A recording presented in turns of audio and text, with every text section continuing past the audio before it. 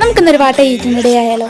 രാവിലെ കട്ടൻ ചായയിൽ തന്നെ തുടക്കം കുറിച്ചിട്ടുണ്ട്. അപ്പോൾ ഒരു ഗ്ലാസ് കട്ടൻ ചായ എനിക്ക് മസ്റ്റാണ്. കട്ടൻ കാപ്പി ആയാലും കുഴപ്പമില്ല, ഏതെങ്കിലും ഒന്ന് വേണം. അതിനുശേഷം രാവിലെ ബ്രേക്ക്ഫാസ്റ്റിന് ഇഡലിയും സാമ്പാറുമായിരുന്നു. ഇഡലിയും സാമ്പാറും ചമ്മന്തി ഉണ്ടെങ്കിൽ ഒന്നുകൂടി എനിക്കിഷ്ടമാണ്.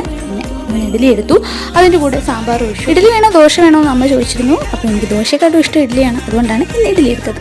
അപ്പോൾ എന്തെങ്കിലും ബ്രേക്ക്ഫാസ്റ്റ് കഴിച്ചു കഴിഞ്ഞാൽ എനിക്ക് ചൂടുവെള്ളം പറ്റത്തില്ല. എനിക്ക് അതിൻ്റെയും കൂടെ ഒന്നുകിൽ ചായ, അതല്ലെങ്കിൽ എന്തെങ്കിലും വേണം.